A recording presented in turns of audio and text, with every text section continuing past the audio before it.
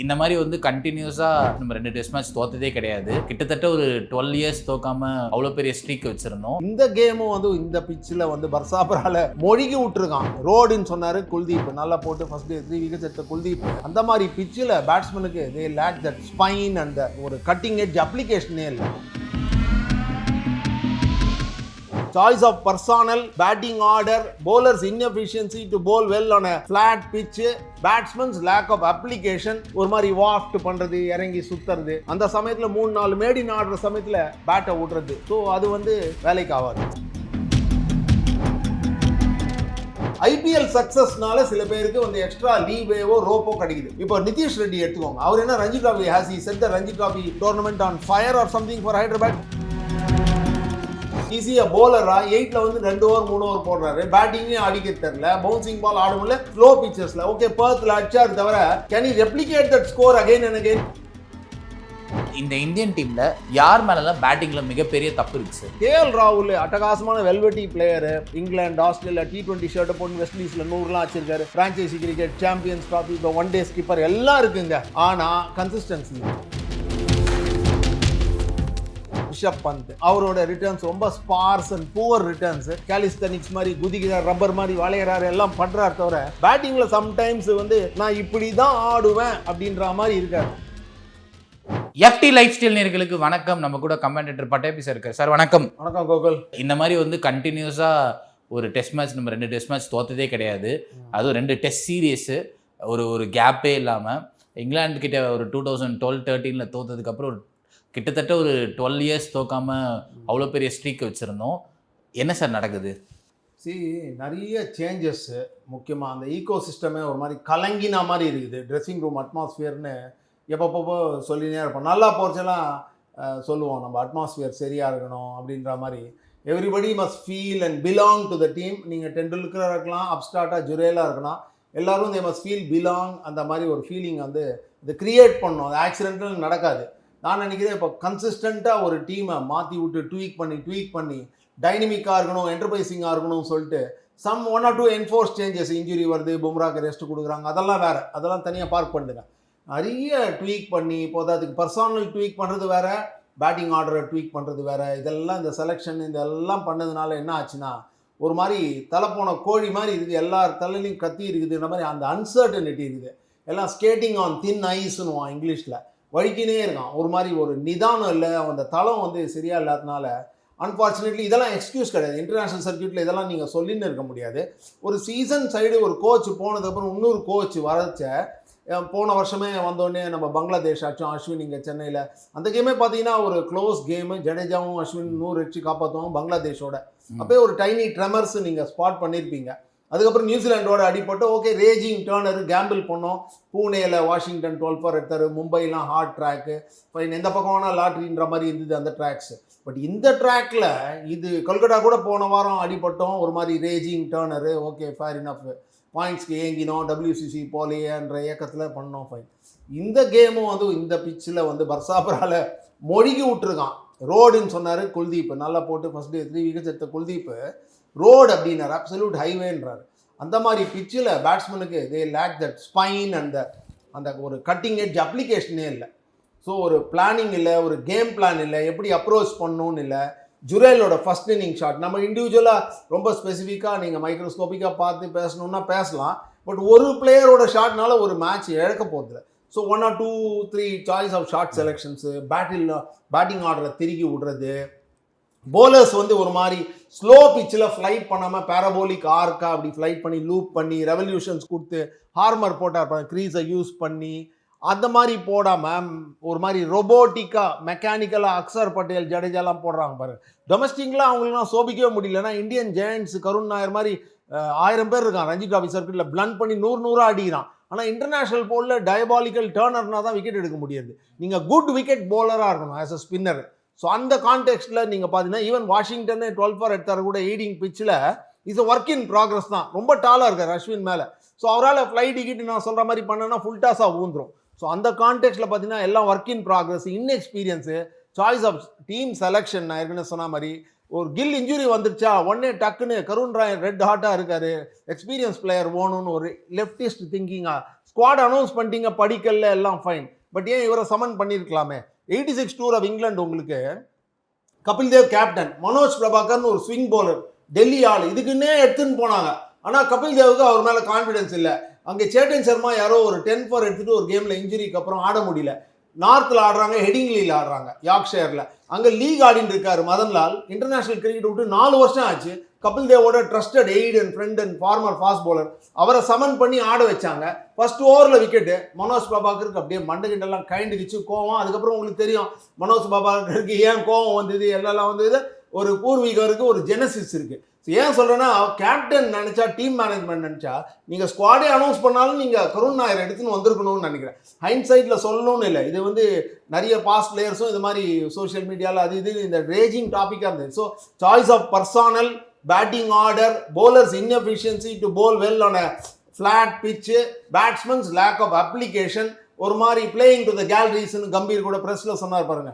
யாரையும் ஸ்பெசிஃபிக்காக சொல்லாமல் இம்ப்ளிசிட்டாக சொன்னார். ஒரு 2 பிளேயரை ஒரு மாதிரி வாஃப்ட் பண்ணுறது, இறங்கி சுற்றுறது, அந்த சமயத்தில் 3-4 மேடின் ஆடுற சமயத்தில் பேட்டை விடுறது. ஸோ அது வந்து வேலைக்கு ஆகாது, சிம்பிளாக சொல்லணும்னா. சார், என்னதான் வந்து நம்ம வந்து இதுக்கு ஒரு ரீசன் தேடினாலும் எல்லாமே பண்ணாலும் ஒரு 2-0 லாஸ் இட்ஸ் நாட் ஈஸி. நீங்கள் சொன்னீங்க கருண் நாயரை நீங்கள் வந்து இது பண்ணலான்னு சொல்லிட்டு, இந்த selection committee or coaching staffs கிட்ட ஒரு கான்ஃபிடென்ட்டே இல்லையோன்னு எனக்கு தோணுது சார். அதாவது வந்து கருண் நாயர் வந்து ரஞ்சியில் பர்ஃபார்ம் பண்ணார், அவரை இங்கிலாண்டில் சான்ஸ் கொடுத்து ட்ரை பண்ணுறாங்க. அதே வந்து சாய் சுதர்ஷன் ஐபிஎல்ல இது பண்ணார், அவரை வந்து இந்த சீரியஸ் ஃபுல்லாக சான்ஸ் கொடுக்குறாங்க. இவங்க என்ன சார் கம்யூனிகேட் பண்ணுறாங்க? இப்போ ஒரு பிளேயருக்கு ஒரு ப்ராப்பர் கம்யூனிகேஷன் இருக்கணும்ல சார்? சரியா சொன்னீங்க. ஐபிஎலுக்கு நிறைய வந்து ஐபால்ஸ் இருக்குது, அந்த கிளார் மீடியா அட்டென்ஷன் இருக்குது, ஸ்பாட்லைட் இருக்குது. சுதர்ஷன் நல்லா தான் ஆடி இருக்காரு, he deserves it. Young work in progress, left hander, இங்கிலாண்டில் சீவிங் பால் ஸ்விங்கிங் பால் ஆடணும். ஓகே, நம்பர் 3 நமக்கு அது மாதிரி எமஞ்சுதுன்ற மாதிரி கூட்டின்னு போனாங்க. அவர் வந்து is not a finish product, but raw material நல்லா இருக்குது. அவர் இங்கிலீஷ் டூருக்கு அப்புறம் எல்லாருமே எக்ஸ்பீரியன்ஸ் கெயின் பண்ணுவாங்கன்ற அவர் சரையை போய் ஆடி இருக்காரு. அந்த பேக்ராப்பில் தமிழ்நாடுக்கும் அடிச்சிருக்காரு. ஸோ ஓகே, 1000 runs கருண் மாதிரி அடிக்கலனாலும் லெஃப்ட் ஹேண்டர்னால ஒரு டைனி எட்ஜ் இருந்தது. நீங்கள் கேட்குற பிகர் பாயிண்ட் என்னன்னா, ஐபிஎல் சக்ஸஸ்னால சில பேருக்கு வந்து எக்ஸ்ட்ரா லீவேவோ ரோப்போ கிடைக்குது. இப்போ நிதிஷ் ரெட்டி எடுத்துக்கோங்க. அவர் என்ன Ranji trophy has he said the Ranji trophy tournament on fire or something for Hyderabad. இங்கேயும் அங்கேயும் ஸ்பொராடிக் பர்ஃபார்மன்ஸ், நல்ல டேலண்ட் தான், இல்லைன்னு சொல்கிறேன். அவர் மாதிரி 100 கணக்கில் பிளேயர்ஸ் இருக்காங்க. அவர் can he deserve a spot in allrounder. பேட்ஸ்மனாக என்ஜாய் பண்ணணும் நீங்கள் பொசிஷனாக, பவுலராகவும் என்ஜாய் பண்ணணும். அப்போ தான் நீங்கள் ஆல்ரவுண்டராக குவாலிஃபை யாருங்க? கபில் தேவோ, போத்தமோ, ஹேட்லியோ, மார்ஷலோ, இந்த மாதிரி கேட்டகரி அவெல்லாம் வேற லெவல். நான் ஒரு கான்டெக்ஸ்டில் சொல்கிறேன்.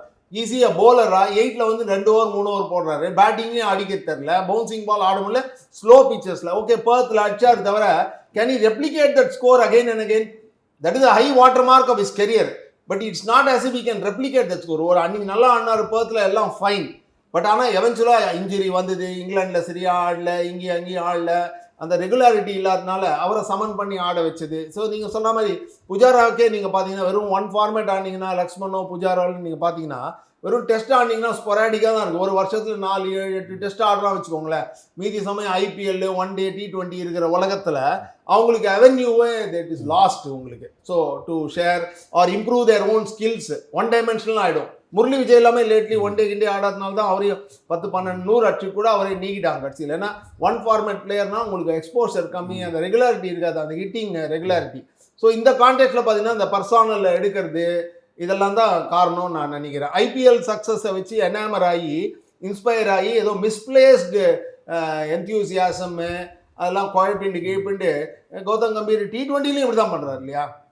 சஞ்சு சாம்சன் நம்ம பேசியிருக்கோம் ஒரு ஷோவில் 200 வச்சிருக்காரு. ஆனால் அவரை வந்து கில் அகாமடேட் பண்ணணும்னு ஒரு கட்டாயத்தில் குஜராத்தில் 130 தான் அவர் ஸ்ட்ரைக்கர். இப்போ டீமோட பேலன்ஸே ஒரு மாதிரி உலுக்கி எடுத்து யாதவ் அங்கேயும் எங்கேயும் அமிச்சு கேப்டனை திலக்கை முன்னாடி அனுப்புறது, அபிஷேகை தவிர எல்லாரையும் இஷ்டத்துக்கு மாற்றி. ஓகே, அதில் கூட நீங்கள் பார்த்தீங்கன்னா ஒரு 10 மேட்ச் இருக்குது. சவுத் ஆப்பிரிக்காவோட 5 இருக்குது, நியூசிலாந்து இருக்குது. ஓகே, இன்னும் ட்ரையல் இருக்குன்னு சொல்லிட்டு இன்னும் டைம் இருக்குன்னு சொல்லிட்டு எக்ஸ்பெரிமெண்ட் பண்ணலாம். பட் டெஸ்ட் மேட்ச்சில் நீங்கள் ஆடுறதே இல்லை, திடீர்னு ஆடுறீங்க. அந்த சமயத்தில் ட்ரையல் டெஸ்ட் மேட்ச்சில் நீங்கள் பண்ணிங்கன்னா அது நோஸ் டைவ் ஆகிடும் உங்களுக்கு. இதுதான் நடந்திருக்கு சார். முன்னாடிலாம் ஒரு 10 வருஷத்துக்கு முன்னாடி இல்லை, டேக் ஒரு 4-5 yearsக்கு முன்னாடி இந்தியாவில் ஒரு டெஸ்ட் மேட்ச் நடக்குதுன்னா, இந்தியா பேட்டிங் பெஸ்ட்டாக இருந்தாலும் சரி, இல்லை வந்து வேற ஒரு டீம் இது பண்ணாலும், ஹையஸ்ட் ஸ்கோர் ஒரு 300-350 இந்தியா வந்து ஆடுவாங்க. இன்னொன்று அப்பயும் ஆல்ரவுண்டர்ஸ் இருந்தாங்க, ஜடேஜா, அஸ்வின் சொல்லிட்டு 2 ப்ராமினென்ட் ஆல்ரவுண்டர்ஸ், ஒரு போலிங் ஆல்ரவுண்டர்ஸ். அவங்க கான்ட்ரிபியூட் பண்ணுவாங்க, ஒரு 300 ஒரு 350 அடிப்பாங்க. இந்த இந்த சீரியஸ்ல இந்தியாவோட ஐஎஸ்கே 200 தான் சார். இப்போ வந்து யூ கேனாட் கம்ப்ளைண்ட். அவங்க வந்து 400 அடிச்சிருக்காங்க ஒரு இன்னிங்ஸ்ல, இன்னொரு இன்னிங்ஸ்ல அதே டெக்ல வந்து அவங்க 250 280 அடிக்கிறாங்க. Where is India failings? இல்லை, பிகாஸ் சென்ஸ் ஆஃப் டெஸ்பரேஷன் இல்லைங்க. அவங்களுக்கு சென்ஸ் ஆஃப் டெஸ்பரேஷன் இருக்குது. பாகிஸ்தான் போனாங்க, செகண்ட் கேம் வின் பண்ணாங்க, பவுமா இல்லை, கேஜி ரபாடா இல்லைங்க. என்ன ஏர் ஸ்பீடு சமன் பண்ணி, என்ன பவுலர் நம்ம டெல்லிக்கு பார்க்குறோம், என்ன குயிக்காக வந்து அந்த டெஸ்ட் மேட்ச் ரெக்கார்ட்ஸ் எல்லாம் ப்ரீச் பண்ணுறாரு. டேல் ஸ்டெயின், ஷான் பாலக் அந்த மாதிரி வந்துட்டு இருக்காரு, அந்த லைனேஜில் வந்துருக்க பவுலர் அவர் இல்லைங்க. Still they're finding the sense of desperation. இங்கிலாண்டில் போயிட்டு நியூட்ரல் வென்யூவில் ஆஸ்திரேலியா ஆச்சு. அந்த சென்ஸ் ஆஃப் டெஸ்பரேஷன் என்ன ஐரனினா, சவுத் ஆப்பிரிக்காவும் ஐபிஎல் மாதிரியே ப்ராபகேட் பண்ணி எஸ்ஏ T20 ப்ராபகேட் பண்ணி ஸ்மித் சேர்மன்ஷிப்பில் சூப்பராக வந்துட்டு இருக்கு. அது வர வர வர என்னன்னா, போன வருஷம் 10-12 months ago ஒரு செகண்ட் ஸ்ட்ரிங்கோ தேர்ட் ஸ்ட்ரிங் சைடை போயிட்டு அமிச்சான். எஸ்ஏ T20யோட ஒரு மேட்ச் நியூசிலாண்டில் கிளாஷ் ஆகுதுன்னு சொல்லிட்டு 8-9 பிளேயர் அப்ஸ்டார்ட் நியூ பீஸை வச்சு ஆட்டு வந்தான், கணக்காட்டுற மாதிரி. அதுக்கப்புறம் பார்த்தீங்கன்னா வின் பண்ணி ஐசிசிலே வின் பண்ணான். இந்த வருஷம் கூட பார்த்தீங்கன்னா இந்தியாவுக்கு நெக்ஸ்ட் மேட்ச் ஆகஸ்டோ செப்டம்பரோ. அதே மாதிரி நீங்கள் பார்த்தீங்கன்னா இப்போ எஸ்ஏ T20 வந்துடும், அதுக்கப்புறம் ஐபிஎல் வந்துடும், அதுக்கப்புறம் அவனும் பார்த்தீங்கன்னா T20 தான் எம்பசிஸ் லே பண்ணுறான். நான் என்ன சொல்றேன்னா, ஆனால் நாட் விஸ்டாண்டிங் தட் அவனுக்கு அந்த ஃபயர் இருந்தது, இன்னும் ஏலியன் லேண்டில் போயிட்டு அதை அடாப்ட் பண்ணுன்ற அந்த ஒரு தாகம் இருந்தது, தப்பை திருத்திக்கணும்னு இருந்தது. போதாத்துக்கு reigning champions. So okay, pressure on India, expected to win home soil, எல்லாம் டேர்னிங் ஈனிங் ட்ராக்ஸ் எது சொன்னாலும், பட் பீங் அ சாம்பியன் ஒரு வாட்டி டேஸ்ட் பண்ணிட்டான், சென்ட் பண்ணிட்டான், விக்டரியை சென்ட் பண்ணிட்டான். யார்? ஆஸ்திரேலியாவை அடிச்சு 2025 ஜூனில். ஸோ அவனுக்கு அந்த தாகம், அந்த டெஸ்பரேஷன்லாம் இருந்தது. இந்தியாவோட நிறைய இருந்ததுன்னு சொல்லலாம். கன்சிஸ்டண்ட்டாக இருந்தது. பிக் மூமெண்ட்ஸை சூப்பராக ஆடிட்டான். அந்த பார்ட்னர்ஷிப் டெவலப் பண்ணுறதோ, ரெண்டு எண்ட்லேருந்து ப்ரெஷர் போடுறதோ, ஹார்மர் போலிங்கோ இல்லை யான்சனோட எஃபர்ட்டு. நேற்றுக்கு நம்ம நினச்சோம் யான்சனோ அந்த ஒரு மாதிரி ஃபர்ஸ்ட் ஓவரில் விக்கெட் எடுத்துட்டா வேற மாதிரி. பார்த்தீங்கன்னா முத்துசாமி வந்து என்ன 100 யான்சனோட என்ன ஸ்டாண்டிங்க, கதவு மூஞ்சி மேலே சாதிட்டாங்க இல்லையா? அந்த மாதிரி இம்போசிங் ஸ்கோர் அடிக்கவே இல்லையே. நம்ம பார்ட்னர்ஷிப்பே இல்லைங்களேங்க. ரொம்ப ரொம்ப சுமாரான டிஸ்பிளேங்க அது. சார் ஃபர்ஸ்ட் இப்போ இந்த இந்தியன் டீமில் யார் மேலெல்லாம் பேட்டிங்கில் மிகப்பெரிய தப்பு இருக்குது சார்? ஜெய்ஸ்வால் கூட சொல்லாங்க. நம்ம கேட்கறதுக்கு சில பேருக்கு ஒரு மாதிரி ஷாக்கிங்காக இருந்தால் கூட, அவர் அவுட் சைட் ஆஸ்டம் அந்த கட் ஷாட்டுக்கு ஒரு மாதிரி மசில் மெமரியில் பார்த்தீங்கன்னா கண்டிஷன் மாதிரி இருக்குது, போட்டால் அடிச்சிடணுன்ற மாதிரி இருக்கார். ஜுடிஷியஸாக இல்லை. அதாவது உங்களுக்கு பர்சன்டேஜ் ஷாட்டாக இல்லை, வித் இருந்தால் அடிக்கலாம், ரன் வருது. பழைய காலத்து விஸ்வநாத் ஸ்கொயர் கட்டில் 2000 ரன் அடிப்பார், ஆனால் அதுலேயே அவுட் ஆவார். பட் ஆனால் அதை எக்ஸிக்யூட் பண்ணிச்சு, எந்த பால் எக்ஸிக்யூட் பண்ணிடணும். இவர் ஜெய்ஸ்வால் இப்போ தான் ஆரம்பிக்க கரியர் 500 அடிச்சிருக்காரு, இங்கிலாண்டோட கீழ்ச்சிருக்காரு, ஆஸ்திரேலியாவில் அடிச்சிருக்க விஷயம் எல்லாத்துலேயும் அடிச்சிருக்காரு. பட் சவுத் ஆப்பிரிக்காவோட அவருக்கு வந்து அந்த ரெக்கார்ட், லெஃப்ட் ஆர்ம் சீமரோட அந்த ரெக்கார்ட் ரொம்ப சுமார். ஏன்னா 4 games இன் சவுத் ஆப்பிரிக்கா, 4 இன்னிங்ஸ்லையும் ஃபெயிலு. இப்போ 4 இன்னிங்ஸில் ஒரே ஒரு அரை சதம். Close to the body cut அடிக்கிறார். ரொம்ப டெக்னிக்கலாக ஸ்பெசிஃபிக்காக சொல்லணும்னா அவர் before getting is eye in aggressive அடிக்க போய் விட்டுறாரு. KL ராகுல் அட்டகாசமான velvety player. England, Australia T20 ஷர்ட்டை போட்டு வெஸ்ட் இண்டீஸில் 100லாம் வச்சிருக்காரு. ஃப்ரான்ச்சைசி கிரிக்கெட், சாம்பியன்ஸ் ட்ராஃபி, இப்போ ஒன் டே ஸ்கிப்பர் எல்லாம் இருக்குங்க. ஆனால் கன்சிஸ்டன்சி இல்லை. இவ்வளோ நாள் பார்க்குறோம் 35 36. நீங்கள் 9 years ago 2016 டிசம்பரில் கருண் நாயர் 100 அடிச்ச கேமு இவர் 199. ஸோ சர்க்யூட்டில் 9-10 இயர்ஸாக இருக்காருங்க. Not withstanding that next level elevate பண்ணிக்க முடியல அவரால், டிஸ்பைட் 9-10 இயர்ஸ் இந்த சர்க்யூட்டு. ஸோ என்ன பண்ண முடியும்? அந்த மாதிரி அவருக்கு is also getting older by the day. So அவரோட ஃபெயிலியர். தளம் இல்லை ஓப்பனிங் ஸ்டாண்ட். நம்பர் 3 வாஷிங்டன் இருக்கிறாங்க. சுதர்ஷனும் இன்றைக்கி பார்த்தீங்கன்னா நம்ம ஊர் பையன், ஃபைன், அவர் ப்ராக்ரஸ் க்ரோத் எல்லாம் நம்ம க்ளோஸாக பார்த்து கவனித்து ரசிச்சிருக்கோம். தவிர ரொம்ப கிளே ஃபுட்டடாக ஆகிட்டார் இன்றைக்கி. டிஃபென்சிவ் மைண்டில் இருந்தால் வேலைக்கு ஆகாதுங்க. ஜடேஜா எப்படி ஆடினார் பண்ணுங்கள், ஸ்வீப்பு லெங்க் அப்செட் பண்ணி ப்ரெஷர் திருப்பி போட்டுனே இருக்கும். ஓகே, ஃபஸ்ட்டு 5-10 minutes உங்களுக்கு டஃப்பாக இருக்குங்க. சிங்கிள் எடுத்துகிட்டு பாடி வார்ம் சர்க்குலேட் பண்ணிட்டு எல்லாம் இருக்கணும். பட் அதுக்கப்புறம் நீங்கள் க்ளோஸ் பால், ஷார்ட் பால்லாம் நீங்கள் டைக்ரிஷாக இருக்கணும் மைண்டில். எக்ஸிக்யூஷனும் போராக இருந்தது. டிஃபென்சிவ் மைண்டு பார்த்தீங்கன்னா ஒரு ஓவர் பீஸ் பாலை, வெல்த்து வாங்குற பால், இங்கே லட்ச பால் இங்கே மெட்ராஸில் லீகில் அடிச்சிருப்பாரு. அந்த பாலை போய் அக்கேஷன் அவர் வந்து சரவுண்ட் பண்ணி அந்த ஷெல்டருக்குள்ளே பூந்துக்கினாரா. Defensive mind. ஜுரேலோட ஷார்ட் செலெக்ஷன் ரொம்ப அட்ராஷியஸ். ஃபர்ஸ்ட் இன்னிங்ஸ் நல்ல ரெட் ஹாட் பிளேயர், 200 அடிச்சிருக்காரு. 8 இன்னிங்ஸில் 400, ஆஸ்திரேலியாவோட 100, வெஸ்ட் இண்டீஸோட 100. அவர் ப்ரமோட் பண்ணி கீப்பர்ன்ற டேக் எடுத்ததுக்கப்புறம் பேட்டராக ஆடுறாரா, அவர் ப்ரெஷர் போட்டுட்டார். நம்பர் 4 6 வந்து ஆடுறதுன்றது செகண்ட் நியூ பால் ஆடுவீங்க, ஸ்பின்னர் ஆடுவீங்க, காம்பேக்டாக இருப்பீங்க. நான் கீப்பிங் நல்லா பண்ணிட்டீங்கன்னா 2 strings டு த போன்ற மாதிரி ஆல்ரவுண்டர் மாதிரி இருக்கும். ஆனால் வெறும் பேட்டர்னால ரெஸ்பான்சிபிலிட்டி ஜாஸ்தி. ஸோ அந்த ரெஸ்பான்சிபிலிட்டினால ஹீ சங்க்னு நினைக்கிறேன். Choice of shot selection. First test மேட்ச்சில் 2 ஃபெயிலியர். இந்த 3வது இன்னிங்ஸ் அந்த ஃபர்ஸ்ட் இன்னிங்ஸ் அடிச்ச ஃபெயிலியர்னால அவருக்கு அந்த கான்ஃபிடென்ஸே ஷேட்டர் ஆகிருக்கும். இப்போ ஒரு வாரத்துக்கு எனக்கு தெரிஞ்சு தூங்க மாட்டார்னு நினைக்கிறேன் ஜுரேல். அந்த மாதிரி பெரட்டி எடுக்கும் அவருக்கு. எவ்வளோ ஸ்வீட்டாக சாப்பிட்டா கூட வாய் கசுவும். அவ்வளோ டிப்ரெசிவ் ஸ்டேட் போயிடும் அந்த மாதிரி கேமில். காற்றுள்ள வரை சுருட்டி கொள்ளுன்றது ரொம்ப ட்ரூ. நல்ல ஃபார்மில் இருக்கச்ச நீங்கள் வந்து யூ மஸ்ட் அந்த ஹை வேவை அப்படியே ரைட் பண்ணுற கெட்டிக்காரத்தனால அங்கே தான் இன்எக்ஸ்பீரியன்ஸ். ஜடேஜா இன்னைக்கு அடிச்சார் லூசிங் காஸ்ட்டில் 50 ரன் பாசிட்டிவ் ஆடினார் தவிர 3 ஃபெயிலியர். கில் இல்லாதது ஒரு அன்ஃபார்ச்சுனேட்டு. அதை பற்றி பேசினே வந்து என்ன பிரயோஜனம்? அது சவுத் ஆப்பிரிக்கா பிரச்சனை இல்லை, அன்ஃபார்ச்சுனேட் ஃப்ரீக் இன்ஜுரி. ஓகே, ஒரு பிளேயர்னால ஒரு டீம் இல்லை, கம்பீர் சொல்கிற மாதிரி ஒருத்தர் நீங்கள். அப்புறம் ரிஷப் பந்த் அவரோட ரிட்டர்ன்ஸ் ரொம்ப sparse and poor returns. Fitness issues. South Africa ஏவோட லீட் பண்ணி பெங்களூரில் ஒரு கேம் ஆடினார், 90லாம் அடிச்சார். He made that effort. உடம்பும் பாடியை ட்ரிம்மாக ஃபிட்டாக அத்லட்டிக்காக வச்சுருக்காரு. கேலிஸ்தனிக்ஸ் மாதிரி குதிக்கிறார், ரப்பர் மாதிரி வளையிறாரு, எல்லாம் பண்ணுறார். தவிர பேட்டிங்கில் சம்டைம்ஸ் வந்து நான் இப்படி தான் ஆடுவேன் அப்படின்ற மாதிரி இருக்கார்.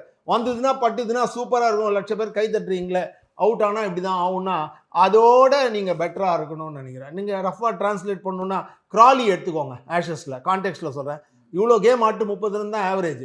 10 இன்னிங்ஸில் 3 இன்னிங்ஸ் அடிக்கிறார். அந்த மேனேஜ்மெண்ட் பேக் பண்ணால் வின் பண்ணுறச்ச சூப்பராக இருக்கும். இப்போ பேர் கொராலி அதே மாதிரி தான். KL ராகுல் 1 or 2 பிளேயர்ஸ் பார்த்தீங்கன்னா அந்த கன்சிஸ்டன்சி இல்லை. உங்களுக்கு திராவிடோ, கங்குலியோ, லக்ஷ்மணோ, தெண்டுல்கரோ, இல்லை விஸ்வநாதோ, கவாஸ்கரோ, அந்த லெஜெண்டரி பேட்ஸ்மேன் புஜாரோவோ, சேவாகோ, இந்த 7, 8, 9 பேர் இருக்காங்க பாருங்களேன். அசருதீன் கூட சேர்த்துக்கலாம். ஃபஸ்ட்டு 20-30 கேம்ஸ்லேயே இவன் 100 கேம் ஆட போகிறான்ற மாதிரி இண்டிகேஷன் கொடுத்து அந்த ஆவரேஜோ குவாலிட்டியோ அவுட்புட்டோ சேர்ன் பண்ணியிருந்தான். இவெல்லாம் நிறைய ஃபார்மேட் ஆகிறதுனால மைண்டு ஸ்கிராம்பிள் ஆகி மடுலாகி அந்த ஒரு கன்னிங் ஹார்ட் நோஸ்ட் அப்ளிகேஷன் இல்லைங்க. சார் ரொம்ப நன்றி சார். நிறைய விஷயங்களை பேசியிருக்கோம். வழக்கம் போல் ஆடியன்ஸ் என்ன சொல்கிறாங்கன்றதை பார்ப்போம் சார். நிறைய ஃபீட்பேக் வருது, நம்ம வீடியோஸ் கீழே நிறைய இதெல்லாமே வருது. அடுத்தடுத்த வீடியோஸில் அதையும் நம்ம வந்து அட்ரஸ் பண்ணுவோம் sir. Continue to do our best. Thank you.